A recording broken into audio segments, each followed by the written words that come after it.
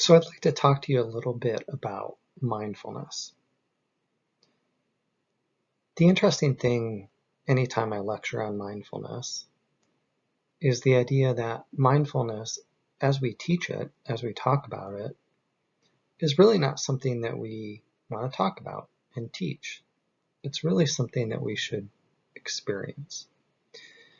Over the course of our semester, you've noticed that I've started each of these lectures, and at times in class I've started with those 3 bells. And the idea of those 3 bells are to kind of bring you to yourself, to bring you to a state where you're fully present, or at least try to be fully present and mindful of the current situation that you're in.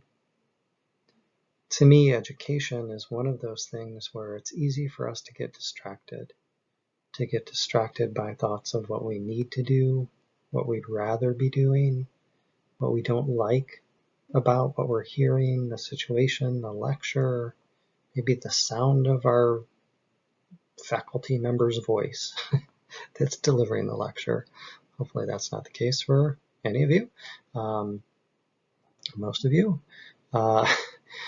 But the idea, and I just did it there. If I were in front of you, you would see, like, I just went in my own head of, like, I said that out loud, and then what if they really do think that about me?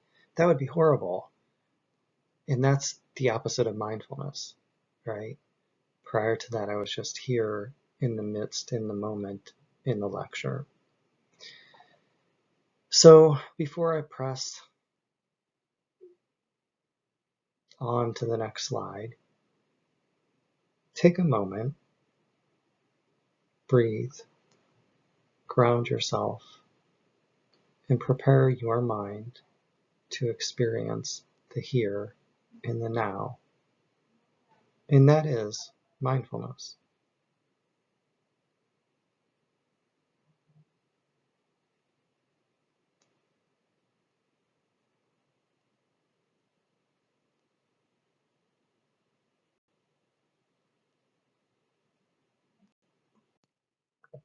So I want to talk to you about what is mindfulness and how is it defined within the literature.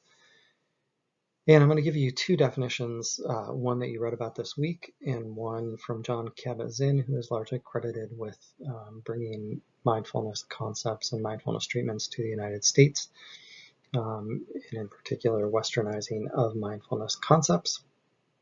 The first definition by Shapiro and Carlson is mindfulness is the awareness that arises through intentionally attending in an open, caring, and discerning way. And you may have noticed that I slowed myself down there because some of these concepts are really important, and it's actually a rich, very thick definition, and it starts with awareness. A big part of our mindfulness is being mindfully aware. Where are we? What are we thinking? What are we feeling? The second part in here, and we'll talk about this in a little bit too, is intentionality. With mindfulness, I'm intentionally trying to bring my focus, my attention to the here and now. And it may require me to really try, right? To really kind of, and not strive necessarily, but to try to bring my awareness present into the current moment. And then it occurs in this open, caring, and discerning way. And you might go, oh, all right, that sounds simple enough, right? But to really be open about the current experience, to be caring about what you're feeling, to discern kind of what is here and now versus what is past or future, is not easy. So what's our second definition here? The second definition by Kabat-Zinn is that mindfulness is paying attention in a particular way, on purpose, in the present moment, and non-judgmentally. This overlaps a lot with the Shapiro and Carlson definition, but the one thing that's new in here is this kind of idea of non-judgmentally, which you might go, all right, well, again, maybe that sounds really easy until you actually really start to attend to what you do on a day in, day out, moment by moment basis. And we judge a lot. At least those of us and me at times here that are not mindfully aware at all times. we are constantly kind of judging ourselves, other people, the world, what it is, what it isn't.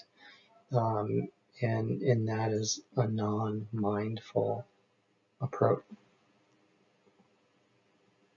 Now, mindfulness can be separated into a couple of different things. And those include mindful awareness, right, which I think of as the outcome of what we do, and mindful practice, which is the process of becoming more mindful. So if we engage in mindful practice, we are more likely to become mindful aware, or at least to move in that direction. So what does mindful awareness mean? Mindful awareness means being fully aware. And again, this is a process and it's a journey, not a destination, as I say to my clients all the time. So being mindfully aware is kind of that journey toward understanding, being in contact with, and knowing the world and our sense of ourselves in that world, period. How do we get there? Well, we get there through mindful practice.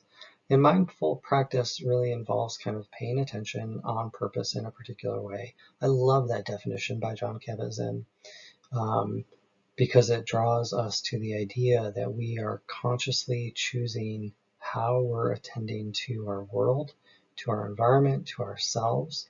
And we're doing this in a very purposeful way, right? In a particular way, as we'll see when we get to the attitudinal foundations of mindfulness practice. Now, you were introduced in your reading to the IAA model, the idea that mindfulness practice involves intention, attention, and attitude. Intention simply means that I'm engaging in mindfulness practice for a reason. One of the really cool things, and you read about this a little bit this week, is when you look at mindfulness research, there's work that's been done that said, well, why do people do this? Why do people engage in mindfulness? And some of it, is I want to relax, I want to be less stressed. That's usually at the beginning level. And then, at a deeper level, there's the kind of connection to the world, to the universe. To the powers that be, if you will, or however you define that. And it doesn't necessarily matter what your intention is, more than having intention, right? Why am I doing this? I've given you an assignment in this class, and I've asked you, I've assigned you to engage in mindfulness meditation once a day for a couple of weeks. And you may start that by going, well, what's my intention? My intention is to get a good grade in this class and to, make Dr. Ha happy. Well, that's okay, right? See, I tried to be non-judgmental there. That's okay. The question is, if you really do it and you change that focus from, I need to do this for the sake of an assignment, to I need to do this for my own betterment, my own kind of mental health, to understand my clients better and their experiences better when I'm asking them to do this themselves, then all of a sudden that intention shifts, and the focus of why you're doing what you're doing shifts. And that's a key part of doing mindfulness practice, is having people focus in on why and what, and as we'll see later, the how of what they're doing. The second component to this is attention. And with mindfulness with mindfulness practice, we want to have our clients focus on the here and the now. We are trained and conditioned to focus on just about everything else other than the here and the now and the we and the us. And so part of what we're teaching our clients to do when we're talking about this part of mindfulness practice is to attend to themselves, to attend to what is here, what is now, what they can see, what they can feel, what they can touch. And then finally, we have attitude. And let's click over to this next slide here. And here you see an exhibit, I think this is from your reading, of some of the attitudinal functions, or I'm sorry, attitudinal foundations of mindfulness practice. And you'll see different versions of this. And the actual things are not as important to understanding the idea that there are certain things that if we are being mindful, certain attitudes that we try to encompass and incorporate. And I'm going to bring this up in class. We can talk about this. I love, for example, I'll just talk about a couple of these here. Openness, like beginner's mind, right down here. Let me see if I can get this right down here. The openness of beginner's mind. This idea that, in some ways we start to see the world not necessarily as it is, but we see the world as we've experienced it, as we've come to think about it. And the idea of beginner's mind is, can I approach this as though I have no idea what this is? As though it's the first time I'm actually seeing it. I love that concept. We've talked about non-judging. Let me pick out one more here. Curiosity. I do this a lot and you've read a little bit about like being a mindful therapist. One thing that I just encourage my clients to do all the time is to be curious. Be curious about yourself. Be curious about the world. And approach the world as though you're interested. An exercise I do with my clients a lot, especially I use this in couples counseling, as I say, look, I want you to imagine that you've never met your spouse before. You've never met your partner. Could be spouse, could be partner. And I want you to pretend like somebody just dropped you into this world. Like you're an alien and somebody just dropped you into this world with the whole idea of like, go figure out this other person sitting in front of you. Go approach that person as though your only goal is to be curious, to understand, to find out more. That's the idea of curiosity, right? Because often we approach other people that we know with the idea of, oh, this is what we know about them. This is how they're going to respond. This is what they think. This is what they believe. This is what I'm going to get or not get from them. Right? Versus approaching that from a curious mindset. So look through these. We'll talk about them in class. There's a lot. When students have a hard time with, graduate students always have a hard time with this idea of non-striving, right? Because you're all, strivers. You're all accomplished so much. And so the idea of giving up the idea of being non-striving is often really hard for graduate students in my experience. So we can talk about that more in class.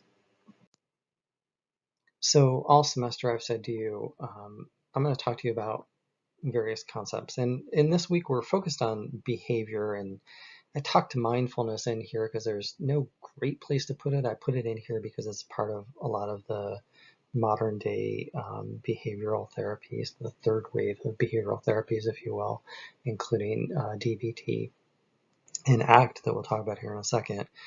But what I want you to kind of realize here is that mindfulness, in my opinion, is something that can be used in the context of any therapeutic approach, depending upon what your goal is, or it can be a specific manualized treatment. And I'm going to introduce you in this last slide before we close out this lecture to some of those specific manualized treatments. We're not going to talk about these in great depth, but let's just kind of make that more explicit to you. So we've got mindfulness-based interventions. These are typically the manualized based treatments that we talk about when we talk about mindfulness-based interventions. We've got mindfulness-informed interventions, and I'm never gonna ask you like to tell me the difference between mindfulness-based and mindfulness-informed. Those aren't really important to me, other than the understanding that there are these manualized types of treatments, as we've talked about in class, that are step by step. This is how I do this treatment. And then there's mindfulness based or mindfulness informed treatments that use mindfulness concepts without adhering to a strict manualized based treatment that introduces them. And then there's the concept, and I just threw this in here to be perfectly honest, the mindfulness therapist. What does it mean to be a mindfulness therapist? And it really says, like, I can be fully present with my client at any given moment, in any given session, any given moment in that session, versus kind of thinking about what I might be doing. I just had a really not so beautiful, but beautiful idea of this. I had a therapy session during the midst of our practicum match day, as you're all aware of. And in that practicum match day, I actually had forgotten to turn off my notifications for emails. And so, as you all know, I get an email every time you get an offer, you decline an offer, you accept an offer. And I'm trying to sit within a session with my client online, and these notifications are going off. I even said to my client at one time, I said, I'm sorry if I felt distracted to you, but in that moment, it really pulled on my ability to be mindful, to ignore in many ways, like my notifications going off as I'm in a session were just like thoughts going off in anybody else's brain. And as I tell my clients a lot, like, your thoughts can go off. They will intrude upon your moment-to-moment experience, and you can choose to hold on to them and get lost in them, or you can see them and focus your attention back.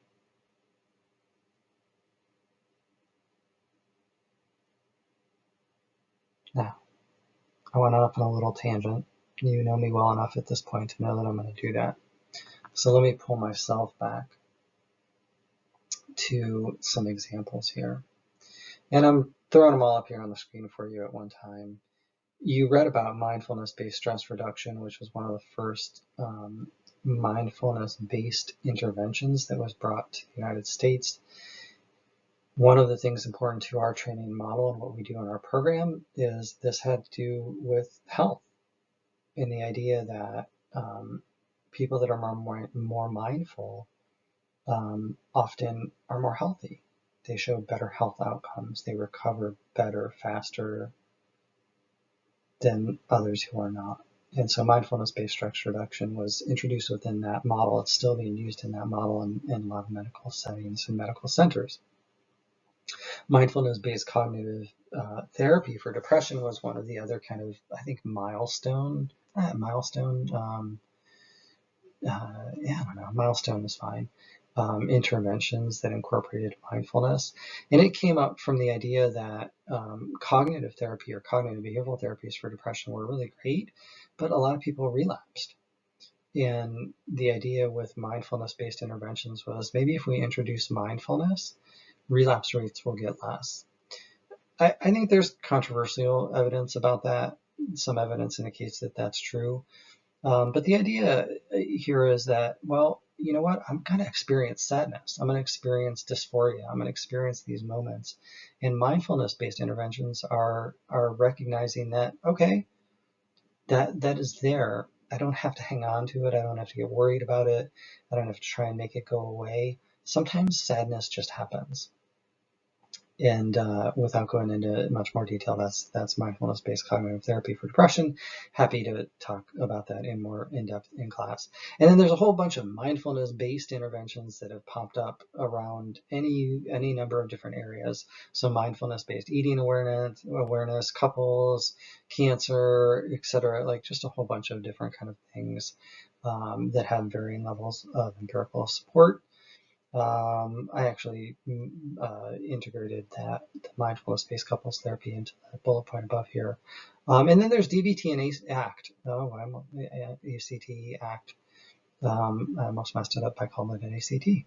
But ACT and DBT are treatment packages that incorporate mindfulness as a significant part of this. And that's it. So I want to say more because there's so much in each of these, and I could spend a semester talking to you about each of these and teaching you each of these. But the most important thing for me right now is for you to be aware of these different mindfulness-based and mindfulness-informed interventions, so that you can hopefully take your knowledge of mindfulness and pick up that manual and know how to use it and what to do.